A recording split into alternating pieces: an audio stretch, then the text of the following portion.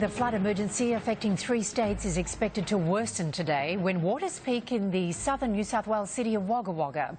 More than 8,000 people have been ordered from their homes as authorities prepare for the Murrumbidgee River to breach levee banks this afternoon.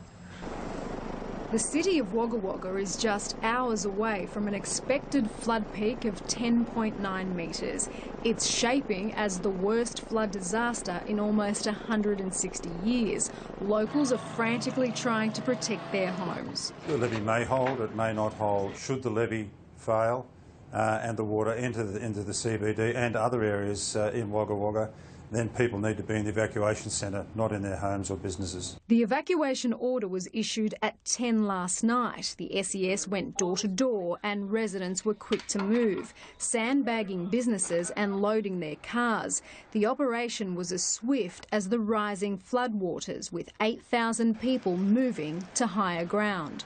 Pretty scary. I don't think they're doing it because of a high river. I think the levee's in danger of collapsing, I think. So I'd encourage people to take this threat very seriously, to move now, to move their children, to move their pets and to move their valuables out of their homes. The worst case scenario for Wagga Wagga this afternoon will be a breach in the levee and the CBD flooding in just 30 minutes. A short time ago, it looked like a virtual ghost town. In the state's central west, up to 1,000 people may have to evacuate from Forbes, where the Lachlan River is expected to peak by Thursday. Over the border in Victoria, crews in Nathalia are working around the clock to reinforce their town's levee. The Broken Creek is steadily rising and expected to peak on Thursday as well. At this stage, the levee bank in place will be holding the town nice and secure. In the Queensland town of Gympie, north of Brisbane, locals are anxiously waiting for the Mary River to peak later today. They're on edge after the nearby town of Glenwood was swamped by a raging torrent yesterday.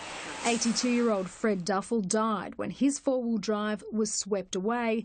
His body was found in a tree. From what I hear from my family, he was a great guy. That goes out to the family and friends. In better news for southeast Queensland, warnings of a cyclone developing off the coast have been downgraded from moderate to low.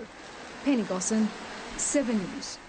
Sunrise reporter EDWINA Bartholomew is monitoring the floodwaters in Wagga Wagga. Hello, EDWINA. Now, the New South Wales Premier has just arrived in the city. Yeah, that's right, and Premier Barry O'Farrell has been here for around an hour now. He landed his chopper here at the SES headquarters where we are. After taking a little bit of a tour of the region from the air, he described North Wagga, which is the part of Wagga that's already flooded, as a very sad and sorry sight. He then came here and met with some of the people who've been sandbagging tirelessly all morning. They estimate they've filled up around 65,000 sandbags since Friday afternoon in preparation for what is still very much a developing emergency here. As we just heard in that package, the river is expected to peak at 10.9 metres at 3 o'clock this afternoon. The levee protecting the town is only 11 metres, and they do have also concerns that it could fail. Let me show you some pictures also that were taken this morning by the 7 News crew that's inside the evacuation area at the moment, showing how much of a ghost town it is. They made 8,000 people evacuate from there between 10 o'clock last night and 6 o'clock this morning. People didn't have any choice. They had to go, and the SES, the RFS and the Army spent all night knocking on each and every door, making sure that everyone had heeded those warnings. Still, if the flood levee does breach this morning, not much will save that town. Here's what the Army had to say this morning. If the Murrumbidgee does breach its banks, I don't think the sandbags in central Wagga will assist too much. But for those houses that are on the fringes, absolutely it makes a difference. Huge effort there. Now, you've been there for several days now, Eddie. It's not just residents in the CBD being affected. Yeah, that's right, and Wagga has a population of around 63,000, and a lot of the focus has been here over the last couple of days, but we can't forget we're in the middle of Australia's food bowl. So many areas around here that you can see, if you take an aerial view of the land around here, are flooded.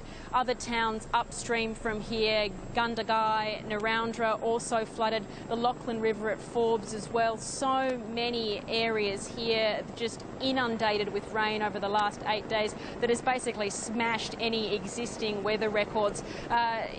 Lots of livestock have been moved over the last few days as well.